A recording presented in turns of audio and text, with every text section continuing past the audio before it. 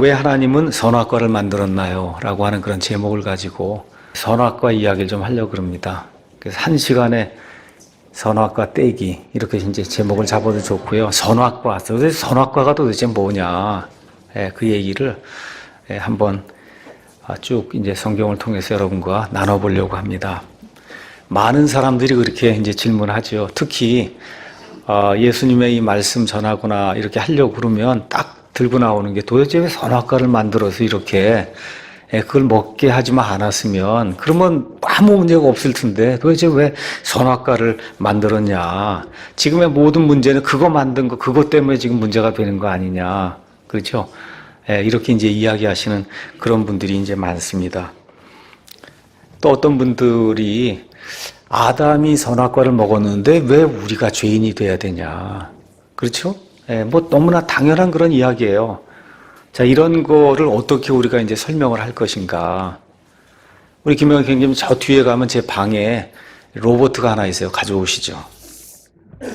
자, 오늘은 먼저 사람에 대해서 제가 좀 잠깐 설명을 하려고 합니다. 사람.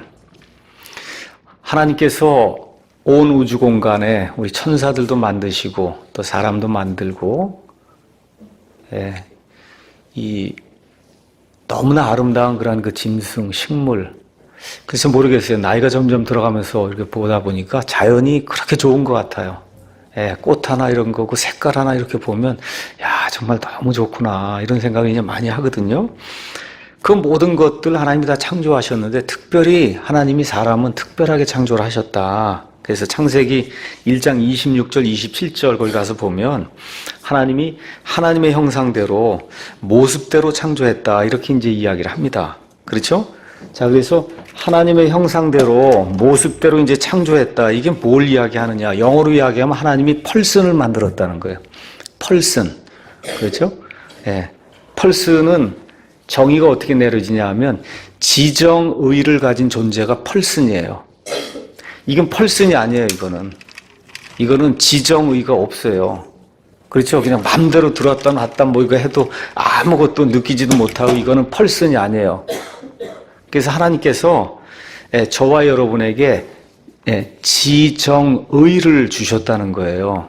지정의. 그래서 이 인격체 펄슨이 되면 스스로 판단해서 결정할 수 있는 그런 능력을 갖게 되는 거예요. 이걸 성경적인 그런 뭐 용어로 이야기하자면 자유의지다. 우리가 그렇게 이야기할 수 있어요. 프리 윌을 주셨다는 거예요. 사람이 가지고 있는 여러 가지 선물이 많습니다. 하나님이 우리에게 거저 주신 게 많아요. 그 중에 가장 좋은 게 뭐냐 하면 자유의지예요. 이 자유로운 의지가 없으면 모든 사람이 종살이할 수밖에 없습니다. 한번 가만히 생각해 보세요. 우리 헌법에 규정된 이 자유, 양심의 자유, 종교의 자유, 집회의 자유, 거주의 자유, 선택의 자유. 여러분, 이게 없으면 사람이 사람답게 살지 못하잖아요. 지금 북한이 이게 없는 거잖아요. 그렇죠? 그 이상해요. 거기가 좋다는 사람이 많아요. 이 나라에. 대단히 이상한 사람들이 많더라고요. 여기 살면서 거기가 좋다 그러니 거기가 좋으면 양심의 자유, 종교의 자유, 집회의 자유, 거주 및 선택의 자유가 없어요.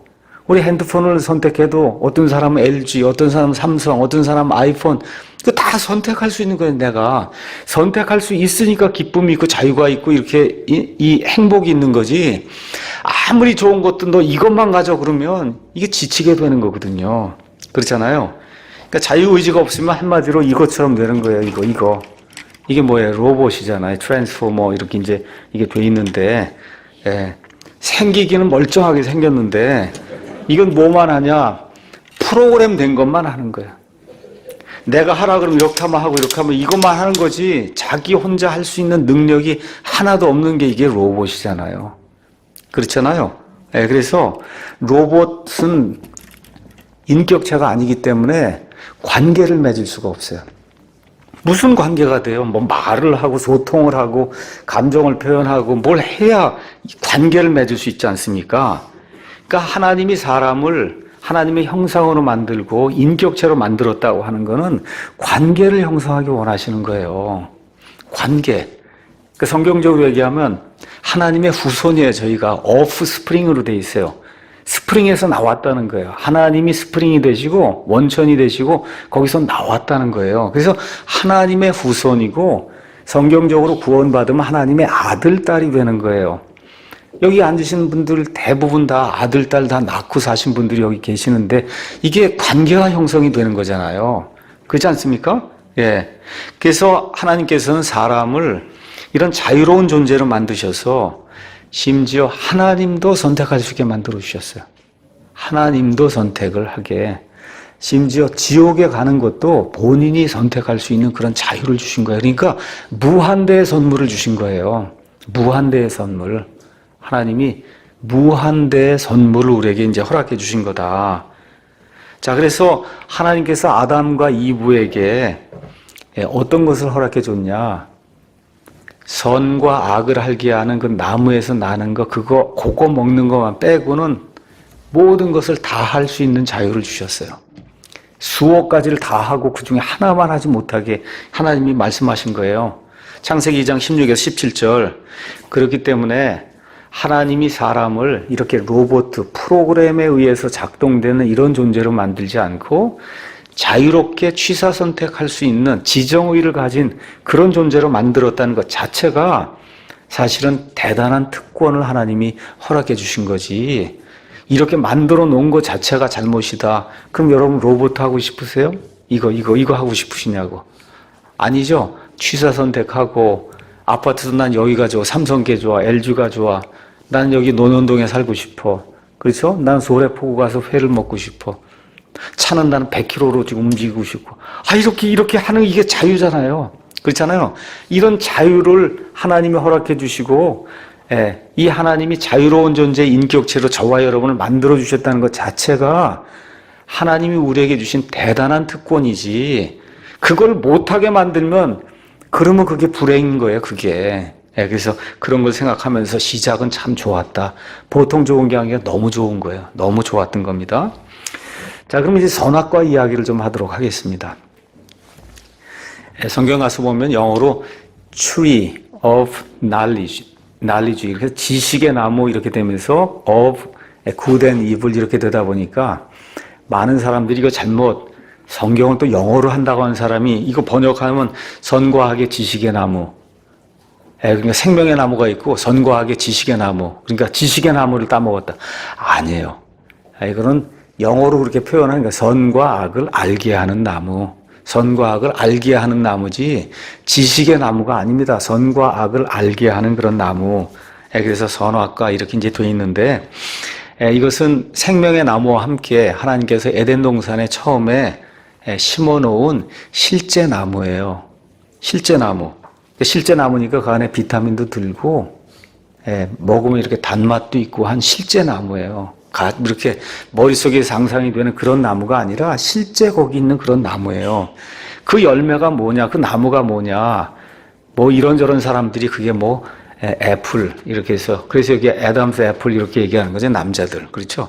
이게 뭐 사과다, 또 뭐 어떤 사람은 포도다, 뭐 등등 얘기하는데 하나님이 그런 얘기 안 했으니까 근데 사람의 추측에 지나지 않고 한마디로 모릅니다.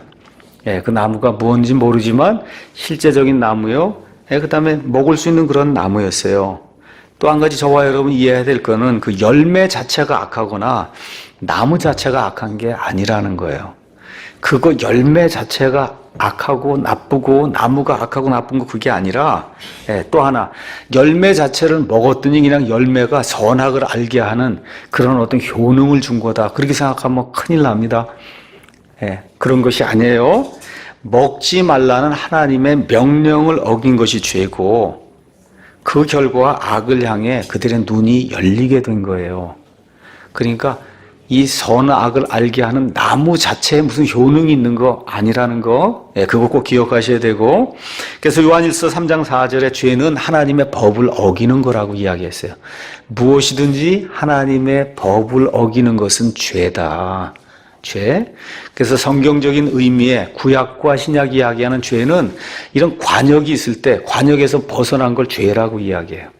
그러니까 하나님의 영광, 하나님의 본성, 하나님의 형상, 여기에서 이게 벗어나면 그게 죄라고 이야기하는데, 그 어떻게 벗어나냐? 하나님의 말씀을 지키지 않으면 그걸 벗어나는 거다. 그렇게 이야기하는 겁니다. 그래서 아담과 이브에게 하나님께서 이것을 먹지 말라고 그렇게 말씀하셨는데, 그걸 먹자마자 이 사람들이 악을 알게 된 거예요. 악을 알게 됐고, 또 창세기 3장 7절 가서 보니까 어떤 일이 생겼어요.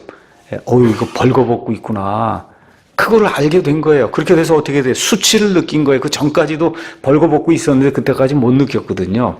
수치를 느끼고 딱 나니까 어떻게 돼요? 악을 저지른 걸 알게 되니까 하나님이 무서워진 거예요. 처음으로 그렇게 지식이 생긴 거예요. 그 전까지 하나님 무섭다는 생각 한 번도 해본 적이 없습니다. 벌거벗은 것 때문에 무슨 수치를 느낀 게 아무것도 없어요. 그런데 하나님의 명령을 딱 어기고 나니까, 그러니까 악을 알게 되면서 눈이 열리면서 벌거벗은 걸 알게 되고 수치를 느끼고 하자마자 나타난 현상이 하나님을 떠나 도망해야 되겠다 하고는 어떻게 해요? 자기 힘을 가지고 무화과나무 이파리를 따서 이 수치를 가리는 그런 일을 하는 것이 지금 성경에 이제 기록이 되어 있습니다. 자, 그러면 선과 악을 안다고 얘기를 했는데 그 전까지를 우리가 무죄 상태라고 얘기해요. 선과 악을 알게 하는 그 나무 열매를 먹기 전의 상태를 이노센스 이렇게 이야기하고 무죄 상태다. 이 무죄 상태에서도 이미 선을 알고 있었어요. 왜 그러냐? 창세기 1장 31절 가서 보니까 하나님께서 본인이 지은 모든 것을 보시니 보기에 매우 좋았다. 그렇게 좋다는 게 선하다 그 얘기예요. 그렇죠? 우리말로는 이게 선하다, 좋다 이렇게 교차적으로 사용되는데 그냥 영어나 히브리 말은 그냥 굿이에요. 굿. 알겠죠? 다 굿하다는 거예요. 모든 게. 그러니까 하나님 보시기에 굿했다 하는 얘기는, 좋았다 하는 얘기는, 선하다 하는 얘기는 이 사람들도 선하게 그렇게 느꼈다는 거예요. 그러니까 선에 대한 그런 지식을 알고 있었어요. 모든 것이 선했는데 그 선한 것 이상을 지금 요구하다가 이런 악한 일이 이제 발생을 한 겁니다. 자, 그러면 그전엔 악을 몰랐냐? 이것도 우리가 한번 생각해 봐야 돼요. 그전엔 그럼 악을 몰랐냐? 성경적으로 우리가 유출해 보면 악을 알고 있었어요. 어떻게 알 수 있었냐? 하나님이 모든 거 이런 거 다 만들어 주시고 다 선하다고 하시고 선한 걸 알고 있었어요. 악한 거는 어떻게 알고 있었냐? 하나님이 먹지 말라고 했잖아요. 그렇죠? 그러니까 먹으면 저건 악하다고 하는 걸 이론적으로는 알게 된 거예요. 이론적으로 저거 먹으면 악하다고 하는구나 하는 걸 이론적으로는 알고 있었는데 실제로 하나님의 명령을 어기고 그 과일을 스스로 따서 먹게 되는 순간에 경험적으로 악을 알게 된 거예요. 여러분 이해하시겠죠? 예. 이게 마치 아이에게 여기 뭐 화로나 이런 게 있어 이거 뜨겁다고 이렇게 얘기를 한단 말이에요. 그 뜨거우니까 저건 나쁘다고 아이가 알거든요. 알아요. 근데 갖다 손을 대야 그래야 경험적으로 아우 이게 정말 나쁘구나 이걸 아는 것처럼 지금 아담과 이브에게 하나님이 이건 하지 말라고 얘기했기 때문에 모든 것이 지금 선한데 이걸 하지 말라고 얘기한 거 보니까 이건 나쁘다고 하는 거를 이론적으로는 지금 알고 있는데 그 나쁜 게 진짜 뭔가는 아직 경험적으로 알지 못한 상태에서 드디어 하나님의 말씀을 어기고 그걸 먹는 그 순간에 아이가 이 화로에 이걸 댔을 때 이걸 뜨겁게 느끼면서 엄마가 이야기한 그 악이 뭔가를 깨닫게 된 것처럼 지금 이 아담과 이브도 이론적으로 알던 그 악을 경험적으로 체험하는 그런 일이 이제 발생을 하게 된 겁니다. 자, 마귀가 뭐라고 유혹을 하냐 하면 창세기 3장 5절에 이렇게 이야기합니다. 너희가 그것을 먹는 날에 너희 눈이 열리고 너희가 신들과 같이 되어 선악을 할 줄을 하나님이 아신다. 이렇게 이야기하면서 신들과 같이 되어 선과 악을 알게 된다고 이야기하는 거예요. 자, 그 결과 하나님이 나중에 뭐라고 또 3장 22절에 말씀하시냐. 주 하나님께서 이르시되 보라 남자가 우리 중에 하나같이 되어 선악을 알게 되었도다. 그렇죠? 선악을 알게 되었다. 지금 이 얘기할 때 안다고 하는 그 의미, 선과 악을 안다고 하는 의미가 옛날엔 몰랐다는 그런 의미가 아니라 경험적으로 아직 체험을 못했다는 그런 의미예요. 그런데 어기고 나니까 경험적으로 체험을 하게 된 거예요. 그래서 마귀의 작전이 이제 성공을 하게 된 겁니다. 예. 너희가 신들과 같이 되어 선과 악을 하는 존재가 된다고 할 때 사람이 너무 하나님이 뭔가를 우리를 위해 숨겨놓은 게 뭐가 있나 본데 이걸 하면은 그걸 알 수 있구나 하고 그리고 거기에 유혹에 빠져서 결국은 죄를 짓게 됐는데 마귀가 알려주지 않은 게 있어요. 그것이 뭐냐? 죄가 들어오면 하나님과의 관계가 깨진다는 거. 이걸 알려주지 않은 겁니다. 사실은 마귀도 불순종으로 인해서 그래서 자신을 하나님보다 더 높은 존재로 이렇게 착각하고 우상, 숭배를 받으려고 이제 하다가 결국은 타락을 하게 된 거거든요. 그래서 마찬가지로 어느 면에서 하나님이 만들어 놓으신 최고의 그 창조물, 인간에게 안갚음을 하는 거예요. 본인이 당한 그와 같은 타락, 추락, 아니면 그 패배, 이런 거에 대한 안갚음을 지금 사람들에게 하고 있는 거다. 이렇게 이해하시면 좋습니다. 근데 사실 아담과 이브는 하나님의 형상으로 창조가 됐어요. 하나님의 형상으로 창조가 됐다는 거는 형상은 똑같은 거예요. 그게 형상이에요. 똑같은 거. 하나님과 거의 똑같이 된 거예요. 그거를 성경은 하나님의 본성에 참여한다 그래요. 그래서 베드로후서 1장 3절 4절 가서 보시면 하나님께서 우리에게 신성의 권능을 주셔서 우리 구원받은 사람은 하나님의 본성, 영어로 divine nature 이러는데 divine nature에 참여하는 자가 된다는 거예요. 그게 뭐냐 하면 하나님의 형상이 훼손된 거를 예수 그리스도를 통해서 이것이 회복이 되면 처음에 하나님이 우리에게 주시고자 했던 그 하나님의 형상, 이게 회복이 되면서 저와 여러분이 이게 준 하나님처럼 된다는 거예요. 디바인 네이처에 참여하는 자가 된다. 지금 그렇게 이야기하는 겁니다. 그래서 원래 아담과 이브는 하나님의 형상으로 창조가 돼서 신들과 같은 그런 존재가 돼 있던 그런 상태인데 모든 하나님의 기쁨을 누릴 수 있는 그런 상태에 있었는데 결국은 그 이상의 것, 마귀가 추구하는 게 뭐예요? 보니까 자기가 너무 잘생긴 거예요. 너무 지능이 많다고 생각이 되니까 내가 하나님보다 더 높겠지, 이게 착각을 하게 된 거거든요. 지금 사람도 하나님께서 하나님의 형상으로 신들과 같은 그런 존재를 지금 만들어 놨는데 그 이상의 마귀가 추구하던 교만에 빠져서 그 이상의 것을 추구하다가 결국은 이 함정에 이제 빠지게 된 겁니다. 그래서 선악과 이 사건을 통해서 저와 여러분이 기억해야 될 것은 하나님이 해라 하지 말라 이야기하는 거, 이거 우리의 유익을 위함이다. 우리 아이들 이거 해라 하지 말라 우리도 하잖아요. 왜 그래요? 그 아이의 유익을 위해서 하라 하지 말라 그러잖아요. 이거 절대 손대지 말라 그렇게 얘기하잖아요. 이거 하면은 손 대니까 하지 말라고 이야기하는데 꼭 하는 아이들이 있듯이 이게 왜 취사 선택의 자유가 있으니까. 그렇죠? 아담도 취사 선택의 자유가 있었기 때문에 그걸 이제 한 겁니다. 그래서 성경은 불순종은 패망의 길이다. 그래서 성경을 가서 보시면 하나님이 부모의 심정을 갖고 있는 걸 알 수 있어요. 부모하고 거의 비슷해요. 심지어 구원받는 것도 다시 태어나야 된다. 그래서 태어나야 된다. 사람이 알 수 있는 것으로 하나님이 설명을 해주세요. 그래서 하나님이 말씀하시는 것은 창조물은 창조주가 정해놓은 그 범위 안에서 기쁨을 누리고 자유를 누리고 평안을 누리고 모든 걸 추구해야지 그거 이상을 넘어서게 되면 그러면 하나님이 싫어하신다는 거예요. 우리가 왜 동성애를 미워하느냐? 하나님이 남자와 여자를 만드셔서 그래서 이 둘이 결합을 해서 하나님을 따르는 경건한 씨를 내라고 하나님 말씀해 놨거든요.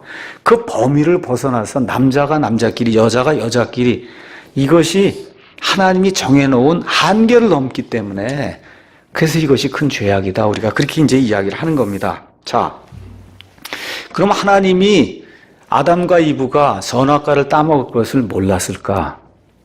몰랐을까요? 그 모르면 하나님이 아니죠. 그렇죠? 이미 하나님 다 아세요. 미리 다 아세요. 아심에도 불구하고 지금 다 만들어 놓으시고 그렇게 하고 있는 거예요. 자, 그럼 왜 하나님이 이 아담과 이브가 죄에 빠져서 결국은 이런 일이 생길 줄도 하나님이 다 아시는데 왜 사탄이 이들을 시험하도록 그걸 허락하셨을까? 사탄을 허락하지 않으면 할 수가 없잖아요. 그렇죠? 왜 허락하셨느냐? 아주 간단한 거예요. 그들이 스스로 선택하도록 하시기 위해 사탄의 시험을 허락했어요. 다시 말해 시험이 없으면 사람의 속중심을 알 수가 없습니다. 정말 하나님을 사랑하느냐 사랑하지 않느냐는 우리 성도들도 마찬가지예요. 우리의 믿음이 언제 나타나냐? 어려움과 시험을 당할 때 우리의 속중심이 드러나는 거거든요. 그렇잖아요. 모든 좋은 환경에서 모든 거 다 있는 그런 상태에서는 아담과 이브가 사실 어떤 마음으로 하나님 섬기는지 그게 그 속중심이 드러나지 않습니다. 그렇죠? 하나님께서 이런 시험을 이렇게 하게 될 때 그들의 속중심이 드러나게 된 거예요. 속중심이. 그래서 우리 예수님도 성경 가서 보니까 마지막 아담으로 이 세상에 오셨어요. 둘째 아담으로 오셨어요. 예수님도 공생에 시작하시기 전에 뭘 해요? 시험을 당하시잖아요. 그렇죠? 세 가지 시험을 당하시잖아요. 마태복음 4장 1절에서 11절. 그 세 가지 시험을 요한 1서 2장 15절에 17절은 육신의 정욕, 안목의 정욕, 인생의 자랑이라는 세 가지 시험을 첫 아담은 여기에 걸려 넘어졌고 둘째 아담도 똑같이 시험을 받으시는데 걸려 넘어지지 않고 이 둘째 아담은 하나님의 말씀으로 그걸 이기고 순종해 나가는 그런 모습이 그 안에 기록이 되어 있습니다. 그래서 교만과 결국은 욕심 때문에 아담과 이브는 신들처럼 된다고 하는 마귀의 이 꼬임에 넘어가서 하나님을 배반하고 결국 금단의 과일을 이제 먹게 됐습니다. 그 결과가 로마서 5장 12절에 이렇게 기록되어 있습니다. 한번 가서 보도록 하겠습니다. 로마서 5장 12절 가서 보니까 그러므로 한 사람으로 말미암아 죄가 세상에 들어오고 죄로 말미암아 사망이 들어왔나니 이와 같은 모든 사람이 죄를 지었으므로 사망이 모든 사람에게 임하였느니라. 이렇게 이제 기록이 되어 있습니다. 그래서 아담 이후에 태어나는 모든 사람에 대해서 창세기 5장 3절에 의미심장한 말씀이 있어요. 한번 가서 보겠습니다. 이거 그대로 접어두시고 창세기 5장 3절 가서 보니까 5장 3절에 아담이 130년을 살며 자기 모양대로 자기 형상에 따라 아들을 낳아 그의 이름을 셋이라 하였더라. 누구의 형상과 누구의 모습이에요? 예, 아담의 일그러진 타락한 그런 형상을 따라 아들을 낳았다. 지금 그렇게 돼요. 아담 처음에 만들던 하나님의 형상과 하나님의 모습으로 죄악을 저지른 그 이후에 태어난 그 아들들은 아담의 형상과 아담의 모습을 따라 태어난다. 이건 이렇게 좋게 표현한 거고요. 예수님의 말씀에 따라 요한복음 8장의 말씀을 그대로 적용하면 마귀의 자녀로 태어난다. 성경 그렇게 이야기하는 겁니다. 그냥 단도직입적으로 이야기하면 죄와 범법들 가운데서 태어난다. 그렇게 이야기하는 거예요. 그래서 성경이 다시 태어나지 않으면 한 번 태어나면 그러면 마귀의 자녀들로 태어난다. 성경이 그렇게 이야기하는 겁니다. 자, 그러면 어떤 분들이 또 그렇게 이제 이야기하죠. 우리가 죄를 짓지 않았는데 왜 우리가 죄인이 돼야 되냐. 그렇죠? 이것도 이제 설명을 잘 해야 돼요. 어떤 분이 제게 어린아이가 묻던데요. 이 하나님이 그냥 죄를 없애면 되지 않느냐. 그렇게 묻던데 뭐라고 제가 대답을 할까요? 그렇게 제게 이제 물어보시더라고요. 그래서 오늘 죄를 없애는 방법을 여러분에게 말씀을 드리려고 합니다. 죄를 없애는 방법. 자, 죄를 하나님이 그냥 없애면 얼마나 좋겠어요. 그렇죠? 그냥 없애면 얼마나 좋겠어요. 죄 짓는데 할 때마다 죄를 없애주고 그러면 참 좋은데 죄는 그렇게 없앨 수가 없습니다. 왜 그러냐? 하나님의 거룩함이 손상이 되기 때문에 그냥 없앨 수가 없어요. 죄는 반드시 여기에 상응하는 형벌이 있어야 돼요. 왜 그러냐면 하나님은 공의로운 분이에요. 공의롭다 하는 얘기는 공의. 그건 뭐냐? 죄를 지으면 거기에 합당한 형벌을 가하는 거예요. 지금 이 시간에 사람들도 죄를 지으면 법정에 가면 그 죄에 상응하는 형벌을 치러야 그래야 밖으로 나올 수 있는 거예요. 그렇지 않습니까? 하물며 사람에게도 죄를 지으면 거기에 합당한 형벌을 치러야만 밖으로 나올 수 있는 건데, 그렇죠? 하나님께 죄를 지었는데 하나님이 그걸 그대로 용납을 하고 그냥 계속 놔두면 그거는 하나님이 아니에요. 쉽게 말씀드리면 하나님이 아니에요. 이것이 지속이 되면 무정부 상태가 되는 거예요. 그럼 말 그대로 온 세상이 죄덩어리가 돼서 사람이 살 수가 없는 거예요. 살인을 하고 그래도 그대로 내버려 두면 그게 이 사회가 어떻게 되겠어요? 지금 우리나라가 어려움을 겪는 게 뭐예요? 살인을 해도 사람을 죽여도 사람을 죽이질 않습니다. 그러니까 말 그대로 사람 목숨을 파리 목숨처럼 생각하는 사람이 너무 많은 거예요. 죽이면, 곧바로 죽이면은 이 사회에 그런 살인이, 그리고 무서운 일이 안 생깁니다. 여자아이들 밤에 걸어 다니고 하는, 그러니까 무서운 일이 안 생겨요. 예, 죄에 대한 마땅한 형벌이 집행이 안 되니까 사회가 무정부 상태가 되는 거거든요. 하나님도 마찬가지예요. 죄를 지었는데 거기에 대한 형벌이 없으면 하나님이 아니에요. 예, 하나님이 공의롭다는 건 righteous하다는 얘기는 옳다는 거예요. 모든 것이 옳은 분이기 때문에 죄가 있는데 그걸 그대로 넘기는 것은 하나님의 속성상 하나님이 허용할 수 없는 거예요. 그래서 하나님의 이 거룩함이 이제 훼손이 됐으면 그걸 회복시키기 위해서 희생물이 있어야 된다는 거예요. 희생물이. 그러니까 어떻게 죄 지으면 돈을 사기를 쳤으면 돈을 갖다 이렇게 갚든지, 그게 안 되면 형벌을 치르든지, 이게 돼야만 그 다음에 이 죄가 용서가 돼서 나오듯이 하나님의 거룩함이 훼손이 됐으면 이거를 회복시키는 위한 이런 희생물이 필요한데, 하나님은 무엇을 요구하느냐? 피의 희생물이 있어야 된다는 거예요. 피의 희생물이 있어야 된다. 그래서 하나님께서 사람을 하나님의 형상으로 지으셨기 때문에 하나님의 이와 같은 그 요구하는 이런 조건들을 알 수 있도록 양심 속에 하나님이 모든 것들을 박아 놓으셨어요. 그래서 이 세상 모든 문화에는 심지어 부탄, 네팔, 아프리카, 아마존 어디에 가도 하는 게 뭐야? 푸닥거리하고 그런 거 신들을 달래기 위해서 다 하면 수탉도 죽이고 돼지도 죽이고 피를 흘리고, 피를 흘리는 게 전 세계 모든 사람들이 가지고 있는 신들을 달래기 위한 그런 방법이, 하여튼 어떤 식으로 해서 피를 흘려갖고 이렇게 해야 신이 용서를 해준다. 이런 개념이 사람들 마음속에 다 들어있잖아요. 이거 누가 가르쳐 준 게 아닙니다. 가르쳐 준 게 아니에요. 하나님이 이미 하나님의 형상 속에 그런 것을 심어 놓으셨고, 또 동시에 그걸 직접 하나님이 보여주셨어요. 아담과 이브를 내쫓으시면서 이들의 수치를 가리기 위해 하나님이 가죽옷을 만들어줬다고 창세기 3장 21절 이야기하잖아요. 가죽옷을 만들려면 짐승이 죽고 피를 흘려야 되지 않습니까? 그래서 하나님께서 이 죄의 수치를 가리기 위해서는 반드시 피를 흘려야 된다. 그러고 나온 일이 뭐예요? 바로 가인과 아벨의 사건을 통해서 피를 가지고 오는 아벨의 희생은 하나님이 받아주시고, 피가 섞이지 않은, 피가 없는 가인의 예물은 아무리 훌륭한 것도 하나님이 받아주지 않는다는 것을 이미 하나님께서 다 성경을 통해서 또 양심의 그 기록을 통해서 모든 사람들에게 보여줬기 때문에, 그래서 이 피의 희생을 가지고 와야만 하나님의 이 손상된 거룩함을 회복시킬 수 있다.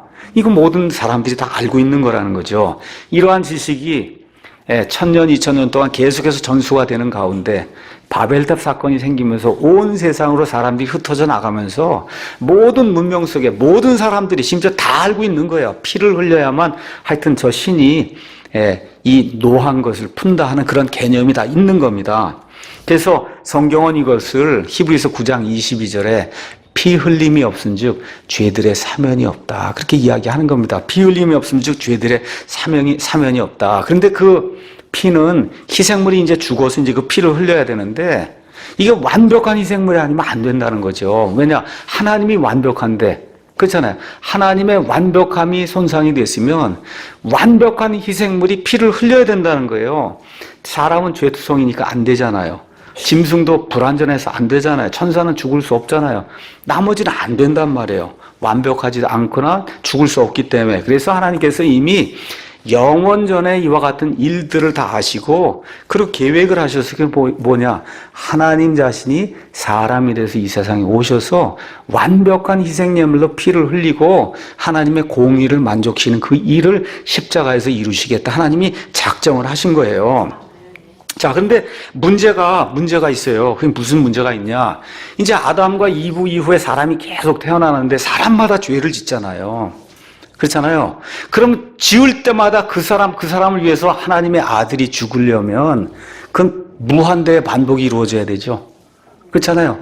저를 위해서 죽고 우리 자매님을 위해서 죽고, 내가 죄를 지을 때마다 하나님의 아들이 오고 그러면 이제 평생토록 또 수백만 번 하나님의 아들이 와서 죽어야 되고 저만 그게 아니잖아요. 지금까지 수백억 명의 사람이 살았는데 그 사람들의 죄를 대속하기 위해서 예수님이 말 그대로 수억 번 이 땅에 몸을 입고, 이거 안 되는 일이잖아요. 그렇죠? 예. 그래서 하나님이 선택하신 방법이 있어요. 그 방법이 뭐냐? 전가라고 하는 방법을 사용하신 거예요. 영어로 imputation. imputation이란 방법으로 사람을 구원하기로 그렇게 작정하셨어요.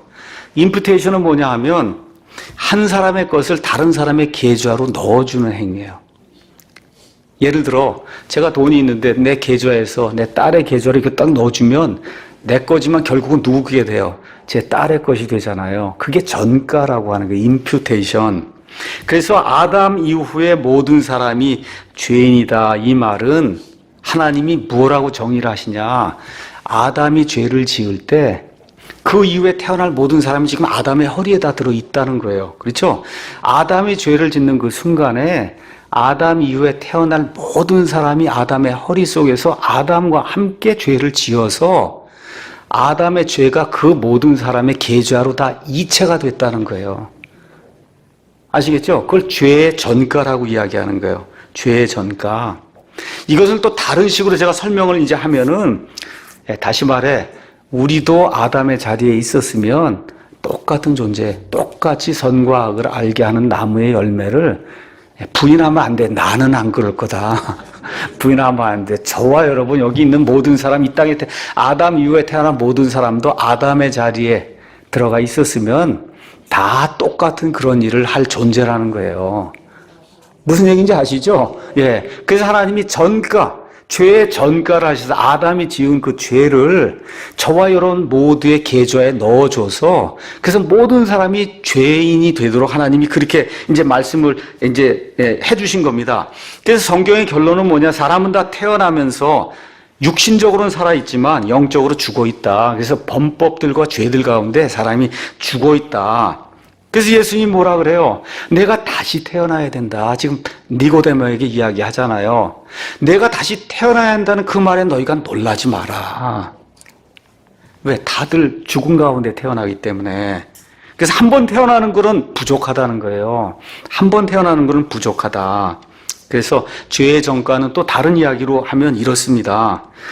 여러분, 어머니 아버지가 갈색 눈을 가지면 아이들이 갈색 눈을 가지고 어머니 아버지가 파란색 눈을 가지면 아이가 파란색 눈을 가지고 그건 유전되죠.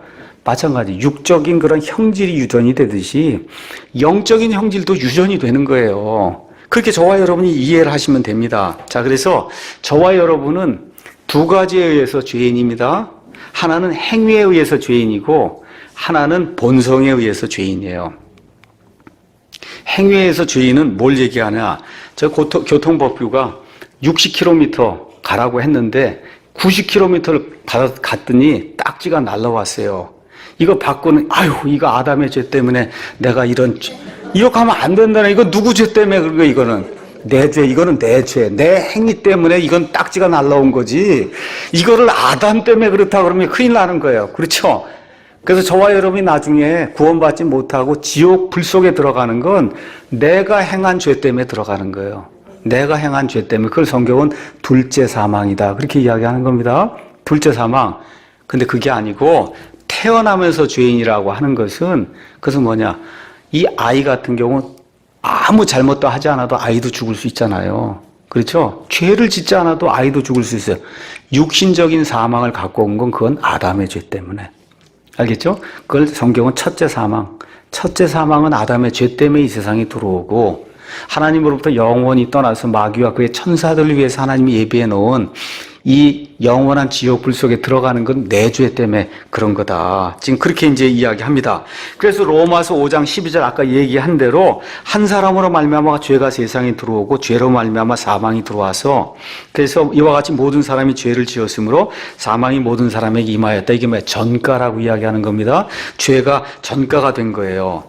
자, 그런데 이렇게 이야기하면 그래서 로마 3장 23절도 뭐라고 얘기해? 모든 사람이 죄를 지어 하나님의 영광에 이르지 못했다.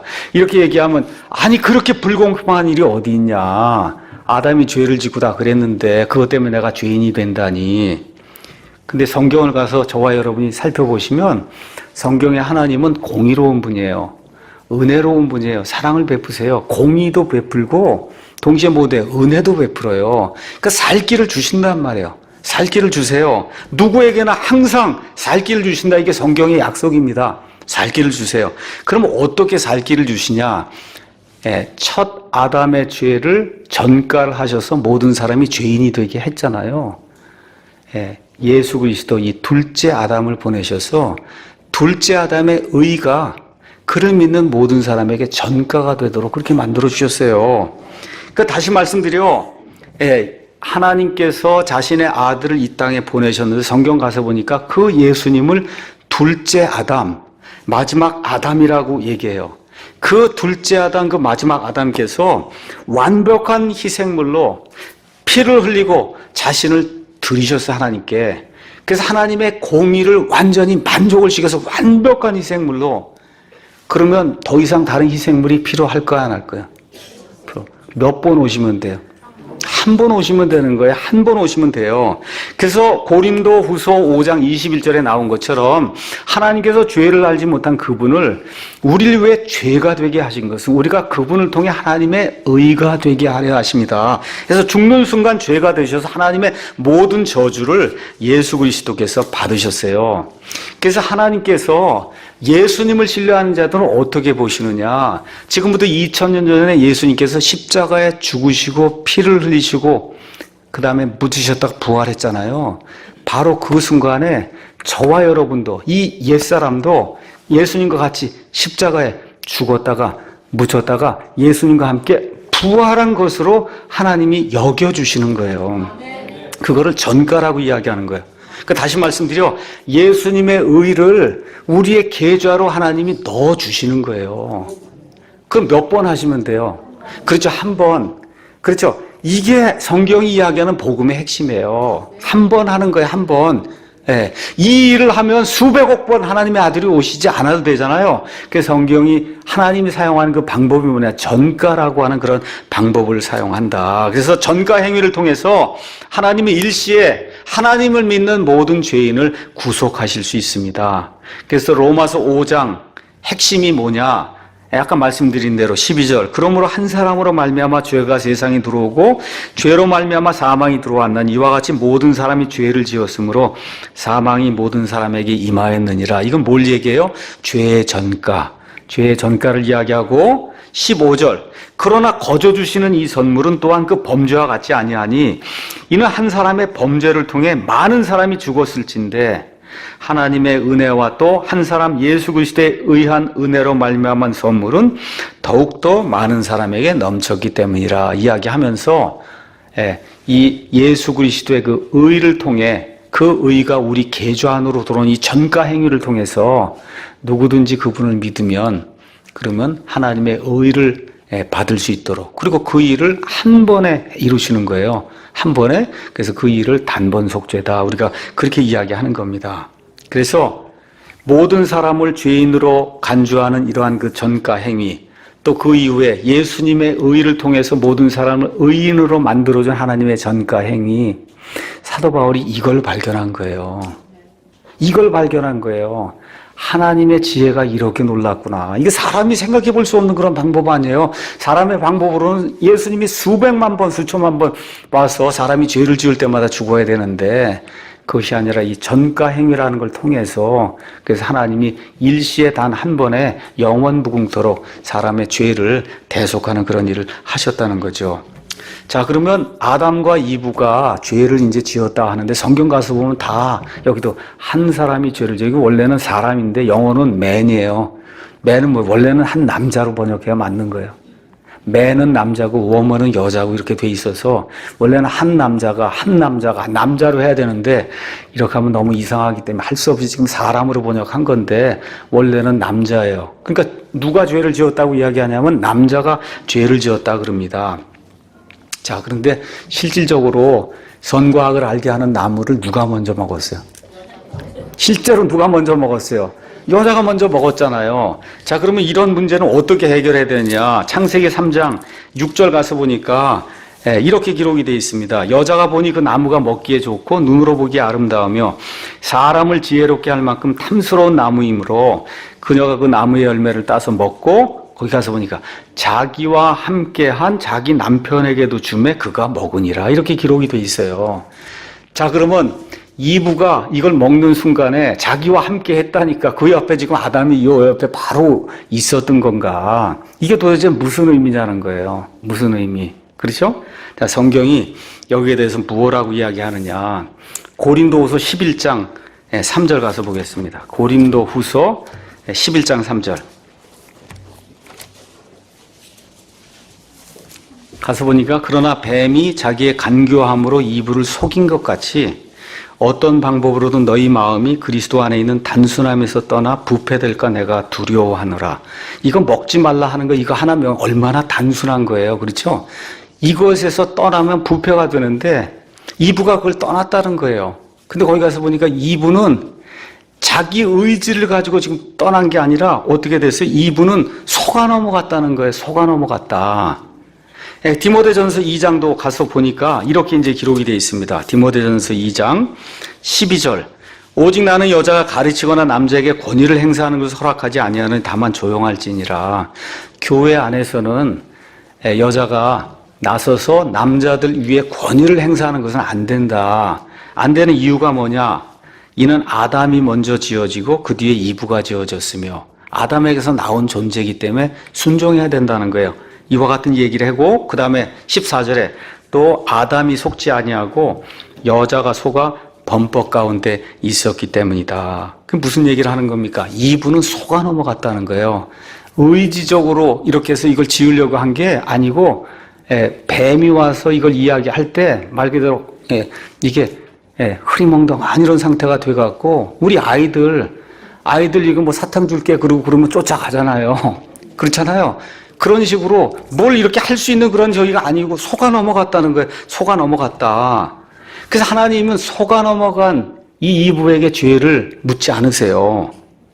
근데 아담은 이브가 이걸 줄 때 그렇죠. 이미 이걸 알고 있고 어떻게 고의로 죄를 졌다는 거예요. 고의로 죄를 졌다. 그래서 성경은 로마서 5장 14절 가서 보니까 죄가 두 종류의 죄가 있다 얘기해요. 5장 14절. 그럼에도 불구하고 아담으로부터 모세까지 아담의 범법과 같은 종류의 죄를 짓지 않은 자들 외에도 사망이 군림하였으니까 아담이 죄를 지은 것 같은 그런 형태의 죄가 있고 그렇지 않은 형태의 죄가 있다는 거예요. 아담은 어떻게 고의적으로 죄를 졌다는 거예요. 고의로 죄를 졌고 이브는 고의로 죄를 진 게 아니라 속아 넘어가서 정신이 흐리멍덩한 그런 상태에서 속아 넘어가서 죄를 지었던 거 마치 아이들처럼 그리고 죄를 졌다. 이렇게 성경이 이야기하는 겁니다. 그래서 하나님이 이브에게 죄를 묻지 않고 아담에게 죄를 묻는 거예요. 그 다음에 또 하나 거기 나와 있는 것처럼 하나님이 아담을 먼저 만드시고 아내를 이끌 책임을 아담에게 주었거든요. 근데 아담이 아내를 바르게 인도하지 못했기 때문에 가장으로서 리더로서 제 역할을 하지 못했기 때문에 아담에게 이제 죄를 묻는 겁니다. 그래서 성경이 이야기하는 핵심은 뭐냐? 첫 아담이 망쳐놓은 것을 둘째 아담이 회복하는 게 그게 성경 이야기예요. 둘째 아담 예수님이 첫째 아담이 망쳐놓은 걸 회복하는 거예요. 그래서 성경은 처음부터 끝까지 둘째 이야기를 하는 거예요. 둘째. 가인과 아벨. 그렇죠? 에서와 야곱. 그 다음에 야벳과 셈. 야벳이 큰아들이고 셈이 둘째 아들입니다. 므낫세와 에브라임, 사울과 다윗, 그 다음에 첫 아담과 둘째 아담. 첫 아담의 책이 구약, 둘째 아담의 책이 신약. 그렇죠? 둘째 이야기를 하는 거예요, 성경은. 둘째. 둘째 이야기를 하는 거예요. 그래서 고린도전서 1장 18절에 이 사도 바울이 이걸 이렇게 이제 표현했습니다. 고린도전서 1장 18절. 거기 가서 보니까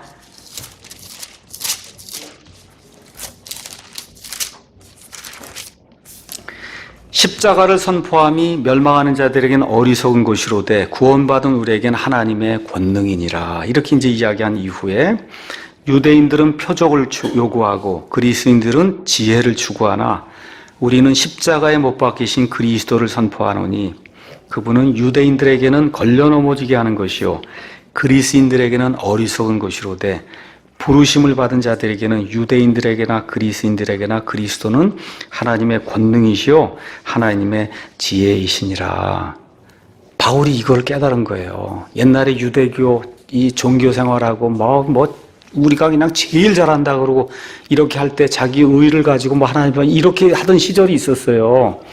다른 모든 사람들 개나 돼지와 같다 생각하고 이렇게 하던 그런 시절이 있었어요. 그런데 다마스커스 도상에서 예수 그리스도를 알게 되니까 예수 그리스도가 지혜요 하나님의 권능인 걸 알게 되고, 그렇죠? 예수님이 둘째 아담으로서 단번 속죄를 통해서 전가의 행위를 통해서 예수님이 사람을 구속하는 그런 메시아로 오셨다는 그 사실을 깨닫고 자기의 모든 것을 배설물과 같이 여기고, 그렇죠? 예수님의 그 의 안에서 발견되기를 바라며 일생을 사는 그런 일을 하게 된 겁니다. 그래서 이 모든 것을 로마서 11장에 사도 바울이 이렇게 이제 표현했습니다. 11장 33절. 오 깊도다 하나님의 지혜와 지식에 부요하며 그분의 판단들은 헤아릴 수 없으며 그분의 길들은 찾지 못할 것이로다.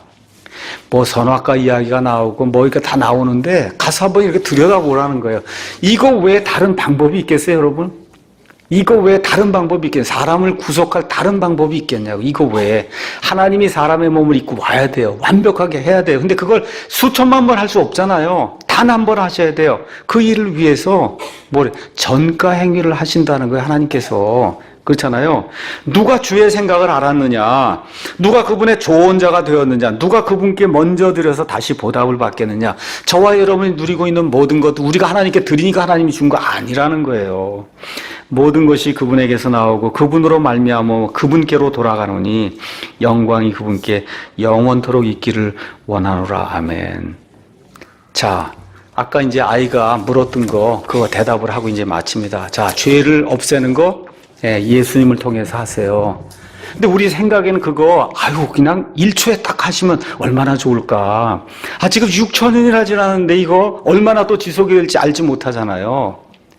스케일을 다른 쪽으로 보셔야 돼. 하나님께는 하루가 1000년 같고 1000년이 하루다 생각하시고 하나님의 관점에서 이제 6일 지났어요. 제가 요새 시간이 얼마나 빨리 가는지 알 수 없어요. 이렇게 하고 나면 한 주고 이렇게 하고 나면 또 한 주에 거기 일주일씩 그래 가자. 하나님께 지금 그렇게 지나고 있다니까 지금. 아시겠죠? 그러니까 죄를 치우는 그런 방법이 우리 인간의 입장에서 지금 6천년 동안 이렇게 지속이 되니까 엄청난 시간이 지나가고 있구나 이렇게 생각이 드는데 하나님께는 이제 엿새 지난 거예요.